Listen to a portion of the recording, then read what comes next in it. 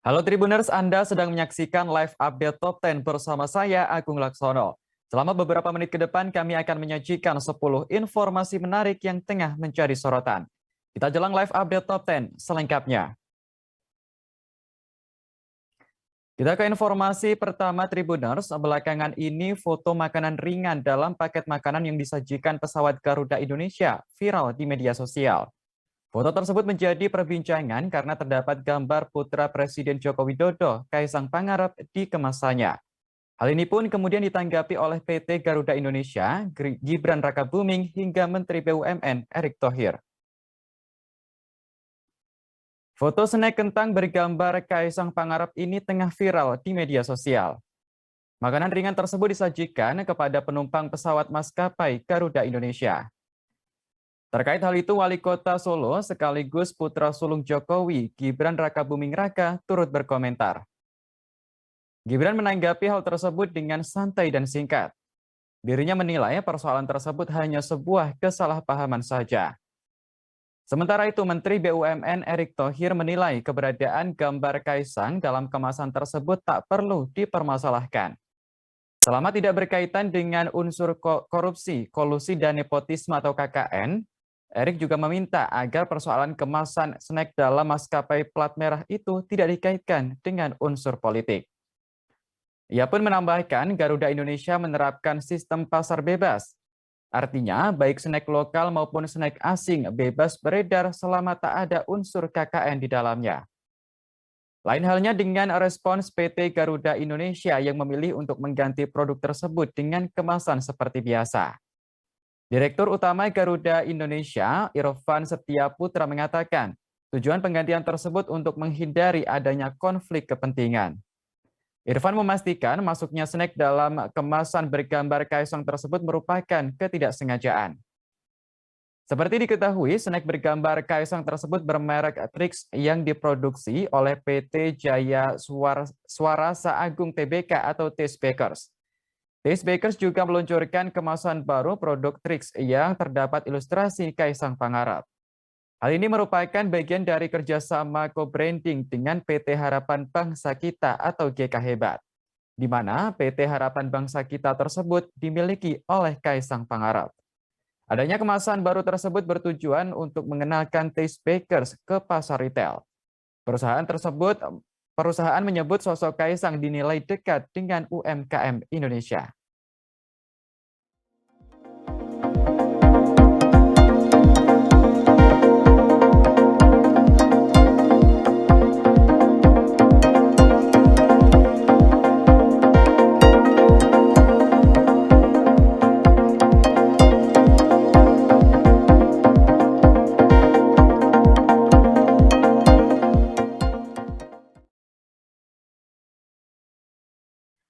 Seorang wanita di Boyolali, Jawa Tengah harus menelan kekecewaan saat berniat melaporkan tindak kekerasan seksual yang dialaminya.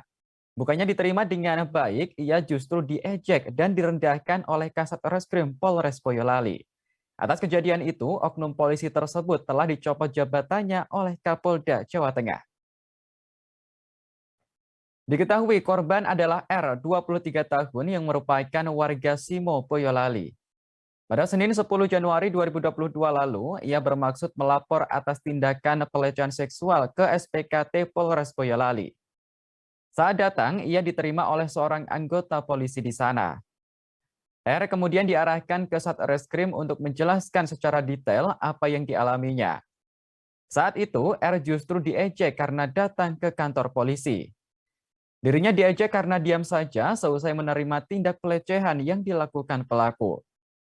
Anggota yang memeriksa lantas mengungkapkan bahwa R menerima tindak pelecehan di sebuah hotel di Bandungan, Semarang. R yang semula berniat melaporkan laporan langsung ciut nyali seusai anggota polisi yang diduga Kasat Reskrim ini menanyainya dengan nada tinggi.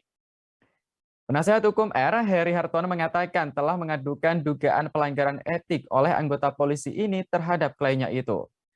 Heri menjelaskan bahwa apa yang dialami kliennya adalah bentuk ketidakprofesionalan aparat penegak hukum dalam melayani masyarakat. Informasi terbaru, kini oknum polisi yang menjabat sebagai Kasat Reskrim Polres Boyolali telah dicopot dari jabatannya. Hal tersebut disampaikan langsung oleh Kapolda Jawa Tengah Irjen Pol Ahmad Lutfi pada Selasa 18 Januari. Lutfi menyampaikan permintaan maaf atas tindakan oknum anggota Polres Boyolali yang kurang bertanggung jawab terhadap pelapor. Kapolda pun tak segan akan menindak tegas anggotanya yang tidak bisa menjalankan tugas pokoknya sebagai pelayan masyarakat. Negara saja menjamin wanita dalam bentuk ada undang-undang perlindungan perempuan dan anak. Kemudian di kepolisian sendiri ada PPA. Artinya apa? Perempuan ini kan benar-benar mendapatkan perhatian ekstra loh ya, spesialis lebih daripada beberapa proses yang lain. Tapi ternyata seorang pimpinan satuan menerjemahkan, mengaplikasikan di dalam pelayanan kok seperti ini. Apalah ya ini? Etikanya bagaimana coba? Pola komunikasinya bagaimana, pelayanannya bagaimana, itu yang kita sayangkan sekali. Sebetulnya ketika seseorang entah itu benar memenuhi syarat hukumnya, entah lokus tempus delictunya memenuhi atau tidak, ketika seorang korban melapor, setidaknya diterima dan diarahkan dengan baik sesuai dengan ketentuan hukumnya, bukan malah seolah-olah dihakimi. Tapi ya penak toh. Coba bayangkan kalau misalnya itu terjadi pada keluarga beliau, saudara beliau, anak beliau, atau siapapun saudara perempuannya beliau, terus seperti apa perasaannya gitu loh. Ya ini situasi semacam ini yang sebetulnya betul-betul kita pengen rubah supaya di kemudian hari tidak terjadi lagi Mbak R seperti ini, korban-korban seperti ini. Seorang yang sudah menjadi korban kejahatan mau melapor aja udah takut karena terbentur oleh birokrasi dan cara penerimaan pelayanannya yang nggak karu-karuan seperti ini. Ini nggak profesional kan gitu. Begini. Menyampaikan terkait dengan posisi kasus aduan pelapor di Boyolali. Jadi ada seorang wanita yang mengadu di Boyolali yang kurang mendapatkan pelayanan oleh oknum. Menyampaikan terkait dengan posisi kasus aduan pelapor di Boyolali.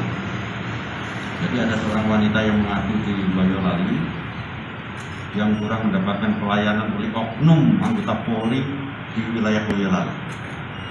Yang pertama yang perlu saya sampaikan, saya sebagai Kapolda minta maaf kepada pelapor atas tindakan anggota oknum kita yang kurang bertanggung jawab. Dan pelapor hari ini kemarin sudah saya perintahkan di Krimkum untuk dilakukan pelayanan di tempat kita di SPKP. Kasusnya sudah ditanganin dan akan kita tuntaskan secepat-cepatnya. Kemudian terkait dengan oknum anggota Polri di Polres Boyolali, hari ini juga saya perintahkan untuk dicopot untuk dilakukan pemeriksaan terkait dengan etika profesi yang tidak memberikan pelayanan yang terbaik kepada masyarakat. Harapan saya, Polda Jawa Tengah akan selalu memberikan pelayanan yang terbaik kepada masyarakat. Bagi anggota Polda Jawa Tengah yang tidak bisa menjalankan tugas pokoknya sebagai fungsi kepolisian, akan kita proses sesuai dengan ketentuan hukum yang berlaku. Kita beralih ke informasi berikutnya, Tribuners. Nama Ibu Kota Negara Nusantara baru saja diumumkan pada Senin 17 Januari kemarin. Namun rupanya ada pihak yang kurang setuju dengan pemberian nama Nusantara tersebut. Pernyataan itu datang dari anggota DPR RI Fadlizon yang menilai nama Nusantara untuk ibu kota baru disebut kurang cocok. Pendapat tersebut diungkapkan Fadlizon melalui akun Twitter pribadinya pada Selasa 18 Januari. Politisi Partai Gerindra ini kemudian mengusulkan nama baru untuk menggantikan Nusantara, yaitu dengan nama Jokowi. Hal tersebut mencontoh negara Kazakhstan yang menamakan IKN baru bernama Nur Sultan. Menurutnya, istilah Nusantara memiliki makna tersendiri, yakni wilayah Indonesia secara umum. Sebelumnya, Presiden Joko Widodo menyetujui nama ibu kota negara baru Indonesia, yaitu Nusantara. Hal itu diungkapkan Menteri Perencanaan Pembangunan Nasional atau Bappenas Suharto Monoarfa dalam rapat panitia kerja RUU Ibu Kota Negara pada Senin 17 Januari. Suharto menjelaskan awalnya nama ibu kota baru Indonesia belum diisi dalam surat presiden atau surpres. Namun pihaknya menahan nama itu karena belum mendapat persetujuan dari kepala negara. Diungkapkan Soeharto, Presiden Jokowi menyetujui nama ibu kota negara yaitu Nusantara pada Jumat 14 Januari lalu. Pemilihan nama Nusantara ini sebelumnya telah melalui berbagai pertimbangan dan mengalahkan 80 usulan nama lainnya. Lebih lanjut, Soeharto menjelaskan alasan dipilih nama Nusantara menjadi nama ibu kota negara baru. Ia menyebut bahwa istilah Nusantara sudah dikenal sejak dahulu dan mudah menggambarkan Republik Indonesia. Tak hanya itu, kata Nusantara ini juga dianggap ikonik di dunia internasional.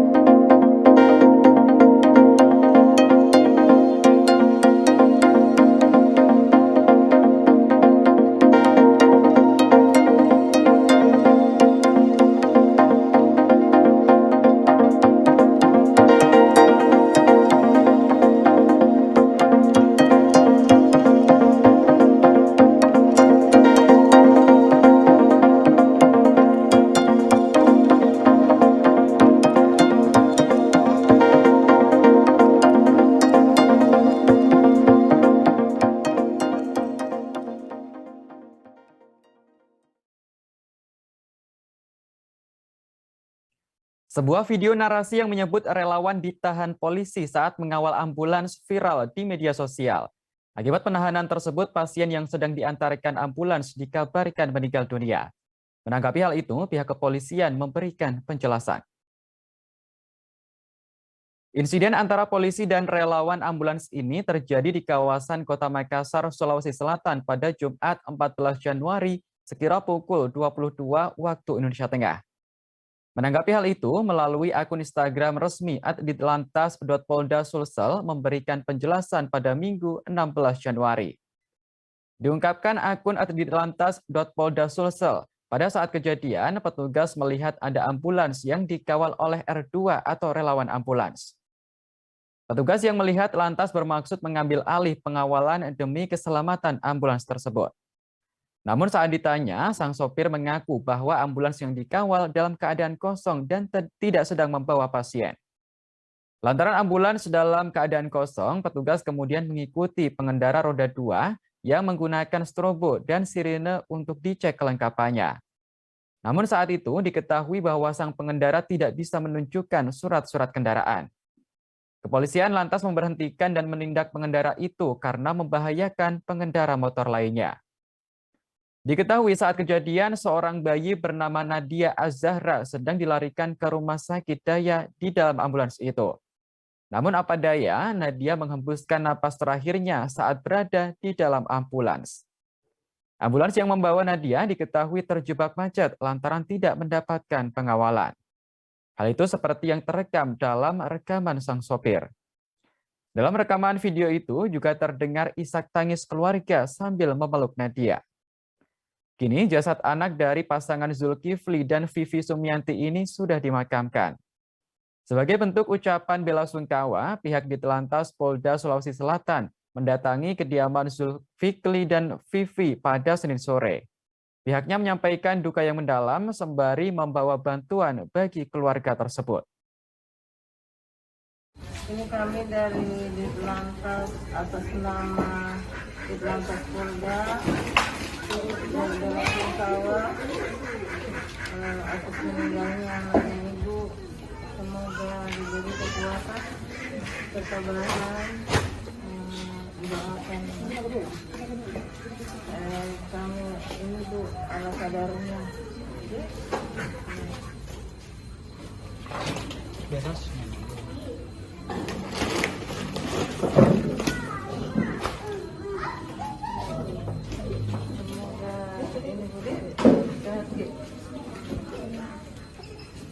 Kami dari keluarga besar Ditlantas Polda Sulsel turut berduka atas meninggalnya anak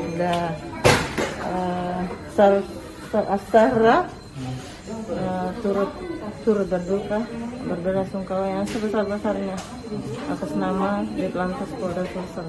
Yang dibawakan apa saja? Kami membawakan ala kadarnya sembako, semoga bisa membantu keluarga korban. Ya. Kalau kejadian sendiri waktu ibu bawa bayinya di mana kronologinya, waktu macet atau gimana di jalan? Sempat macet itu ke sini. Sempat macet, jadi meninggal di jalan. Memang ibu nggak ada biaya memang untuk bawa ke rumah sakit yang ada? Benar-benar tidak ada. Tidak ada biayanya. Seorang gadis bernama Rohana Abdullah belakangan ini menjadi sorotan karena kisah hidupnya yang malang. Rohana merupakan anak dari buruh migran asal Indonesia yang ditinggalkan sang ibu di Malaysia. Selama bayi hingga kini berusia 22 tahun, Rohana dirawat dan diasuh oleh ibu angkatnya bernama Chi Holland, 83 tahun. Rohana Abdullah ditinggalkan ibunya di sebuah taman kanak-kanak saat usianya masih 2 bulan. Sang ibu dikabarkan pulang ke Indonesia seusai menelantarkan Rohana. Bayi Rohana lalu ditemukan Chi Hoilan, warga keturunan Cina di Malaysia yang menjadi guru di TK tempat ibu Rohana bekerja sebelumnya. Chi yang kini berusia 83 tahun membesarkan Rohana seperti anaknya sendiri meskipun ada perbedaan agama dan ras. Bahkan Chi mengirim putrinya itu ke sekolah agama Islam. Selain itu, Chi juga memastikan bahwa Rohana mempelajari dasar-dasar Islam tak hanya melalui studinya di sekolah, tapi juga interaksi dengan orang-orang di sekitarnya. Rohana mengaku akan terus menyayangi ibu angkatnya itu, meskipun suatu saat nanti ia akan menempuh jalannya sendiri. Seperti diketahui, Rohana yang saat beranjak dewasa ini menghadapi masalah terkait status kewarganegaraan di Malaysia. Ia sudah mengajukan status kewarganegaraan pada tahun 2016, namun hingga saat ini belum juga ada tanggapan. Akibatnya, Rohana terpaksa putus sekolah karena tidak memiliki dokumen identitas. Kisah perjuangan Rohana ini akhirnya didengar oleh Perdana Menteri Malaysia, Datuk Seri Ismail Sabri Yaakob. Ismail Sabri bahkan menghubungi Rohana langsung melalui sambungan telepon. Perdana Menteri berkomitmen akan membantu Rohana demi mendapatkan hak kewarganegaraannya. Sementara itu, Menteri Dalam Negeri Malaysia, Datuk Seri Hamzah Zainuddin, telah melakukan penyelidikan terkait kasus Rohana.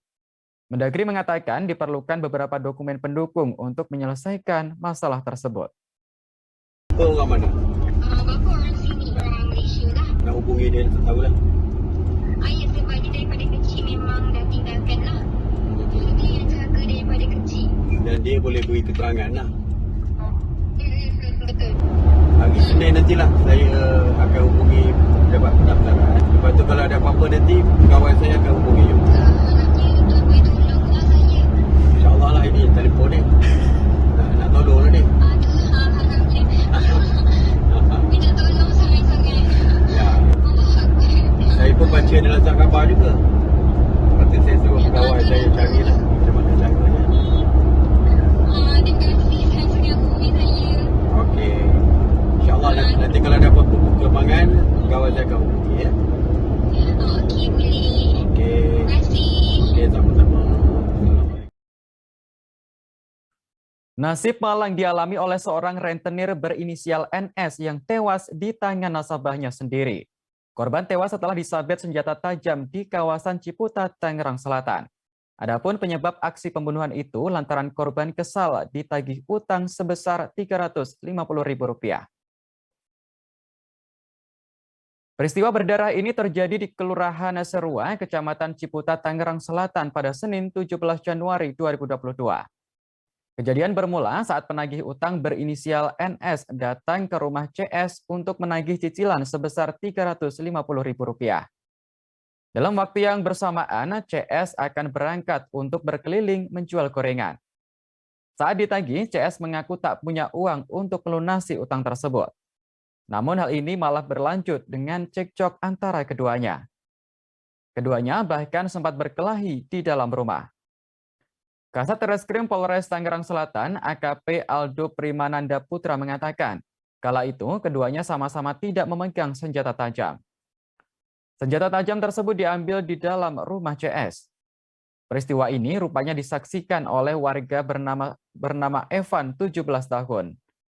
Evan menjelaskan, korban dan pelaku sebelumnya terlibat cekcok, bahkan saling serang dengan senjata tajam. Setelah dilukai dengan senjata tajam, rentenir itu sempat teriak meminta tolong. Namun akhirnya nyawa NS tak dapat diselamatkan lantaran luka yang cukup parah di bagian lehernya. Sedangkan CS mengalami kritis dan menjalani perawatan intensif di Rumah Sakit IMC Bintaro. Ya, memang telah terjadi di lokasi sekitar daerah Ciputat bahwa ada seseorang yang berinisial MS yang pekerjaannya untuk menagih kredit harian, yang mana korban ataupun juga sebenarnya dia juga menjadi pelaku penganiayaan. Ini didatangi rumahnya oleh MS untuk menagih sejumlah utangnya itu 350.000.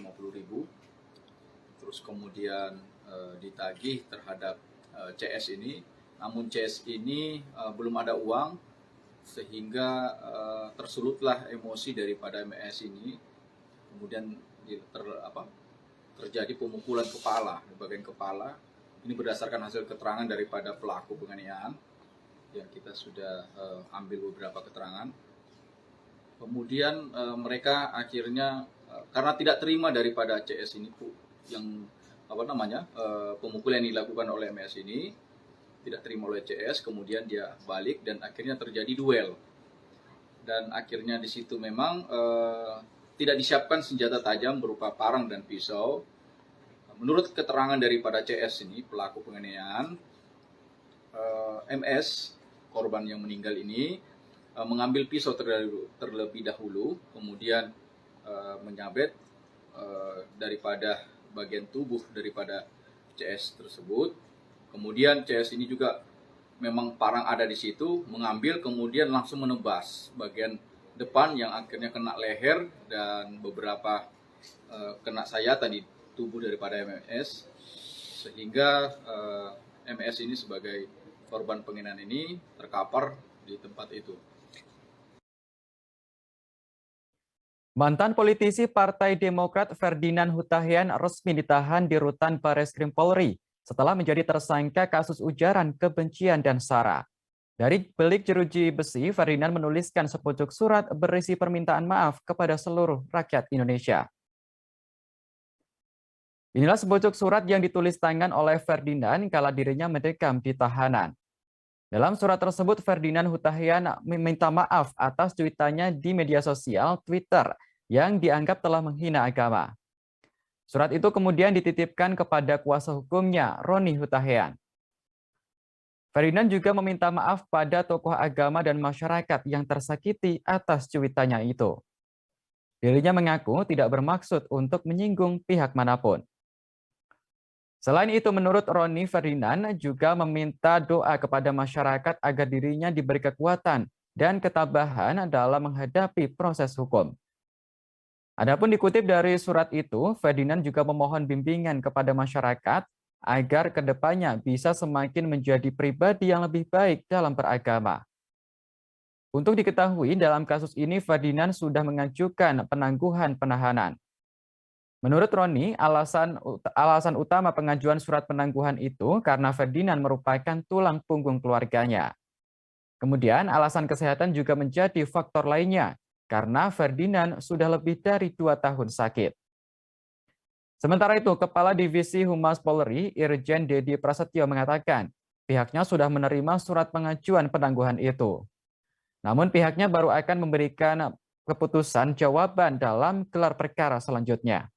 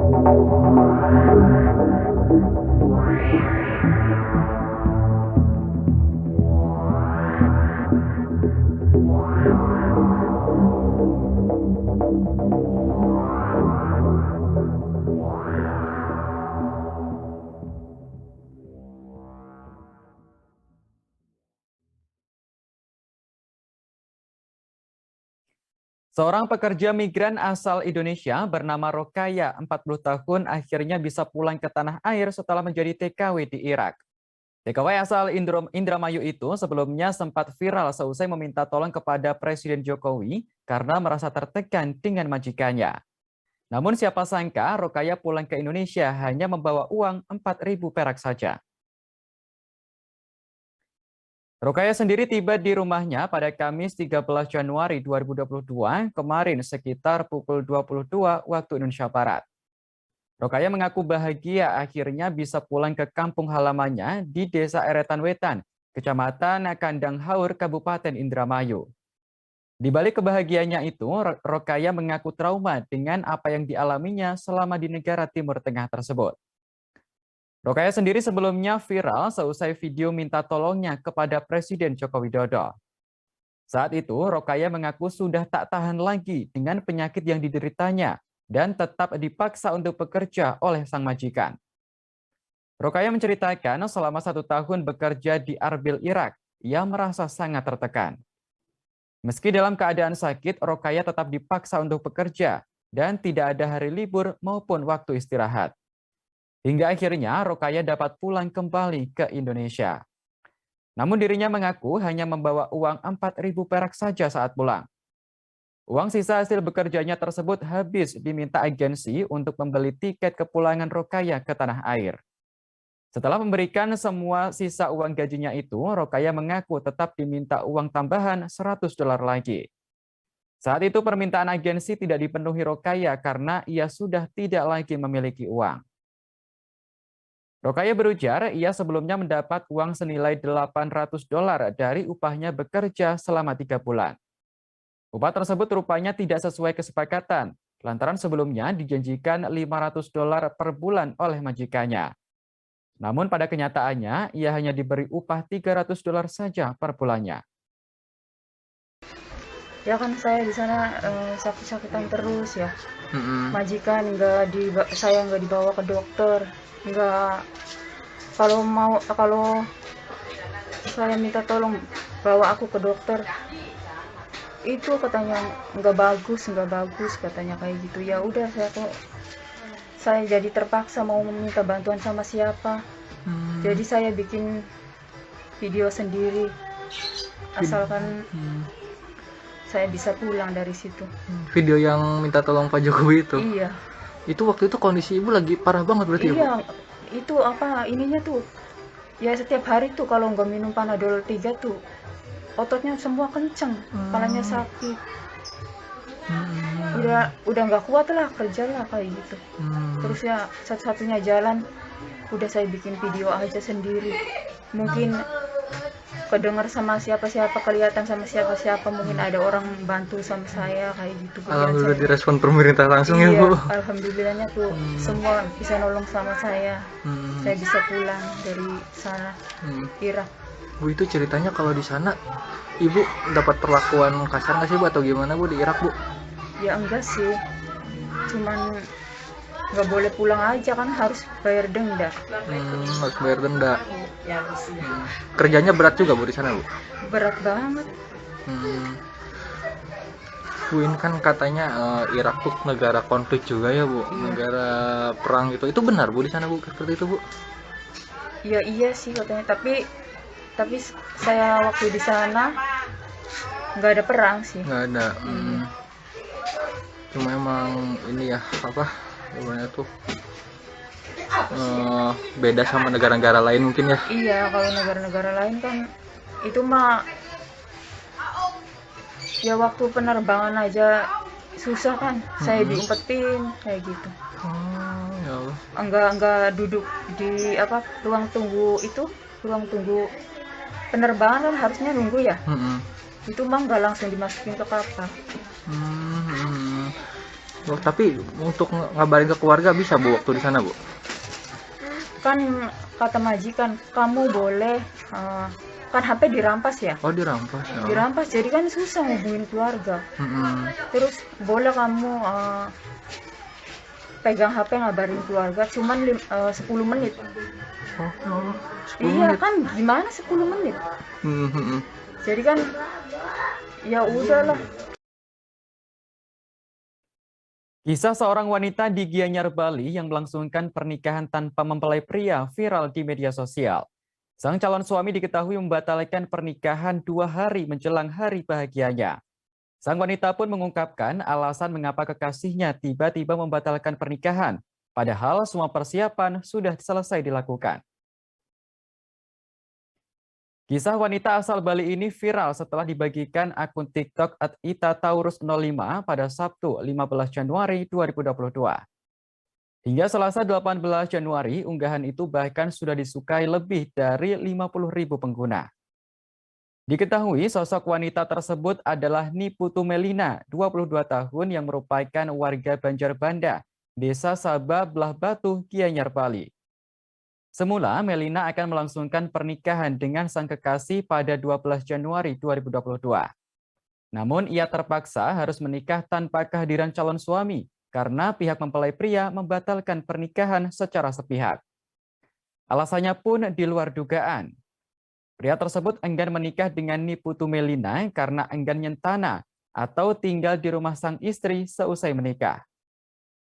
Lantaran seluruh persiapan sudah selesai dilakukan, maka Melina tetap melangsungkan pernikahan meski tanpa mempelai pria. Ayah Melina, Iketut Suwardita, juga tak mempermasalahkan kejadian yang menimpa sang anak.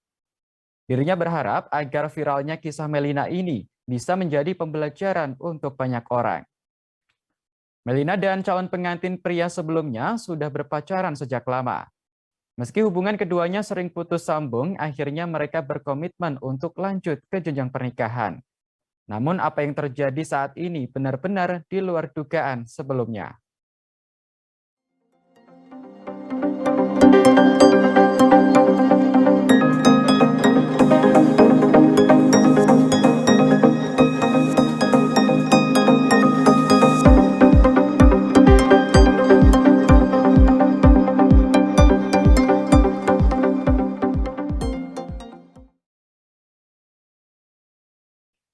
Ada kejadian menarik saat Presiden Joko Widodo berkunjung ke Kota Bandung pada Senin 17 Januari kemarin. Ketika mendatangi sebuah pasar di Kota Bandung, orang nomor 1 di Indonesia itu ditawari jajanan cilok oleh seorang pedagang. Tawaran cilok itu rupanya dibalas Jokowi dengan pemberian uang dan juga sembako. Presiden Jokowi mengunjungi pasar sederhana di Kota Bandung pada Senin 17 Januari 2022. Kunjungan Presiden pun disambut pedagang, termasuk Amir, 58 tahun, seorang penjual cilok di pasar sederhana. Tak ayal momen pertemuannya dengan sang Presiden dimanfaatkan oleh Amir. Bahkan pedagang tersebut menawarkan cilok dagangannya kepada Jokowi. Amir bercerita Presiden Jokowi tidak menolak saat ditawari cilok. Kemudian tawaran cilok itu dibalas oleh Presiden dengan bantuan berupa uang dan juga sembako.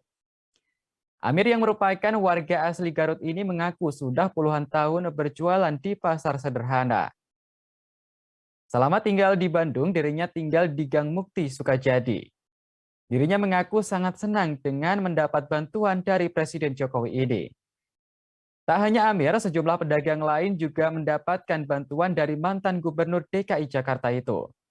Seperti Irfan, 42 tahun, yang sudah bertahun-tahun jualan di pasar sederhana. Selesai menerima bantuan dari Presiden Jokowi, Irfan bahkan membagikan secara gratis barang dagangannya. Ini apa ini, Pak? Nasi rumput laut sama aswak. Udah berapa kalau gini? Paling 400. 400. Banyak banget. Untuk sampah masa 400. Kan ada stok di dalam. Ya, ada. Makasih Pak, semoga berkah ini. 1,2 ya. Makasih Pak, Ya, makasih sama. Pak. Berkah. Berkah. Ini di bersihkan, Siap. dicat yang Siap, baik ya. siap Pak. Tanya gedein. Makasih Pak. Udah. Apa itu digratiskan, Pak? Dibagikan? Saware. Naon nu kudu bayar, cangkaleng? Bayar, kata campur jemu.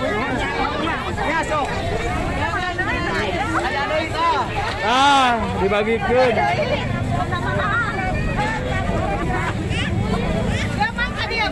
Oh, kayu sorangan. Cangkaleng na bantu wayahna. Mana tuh wadahna? Wararangis beas. Kamu cangkaleng mah bayar ya kali. Cangkaleng wayahna. Ini modalna cangkaleng mah. Sugan jeung cangkaleng atau ai sugan. Sebentar nuhun. Aya rakna ge henteu eta.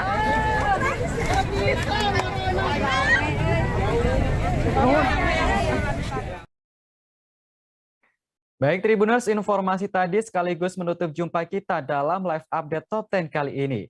Jangan lupa untuk terus perbarui informasi Anda di kanal YouTube Tribun News. Saya Agung Laksono pamit undur diri. Terima kasih dan sampai jumpa. Jangan lupa like, subscribe, dan share ya.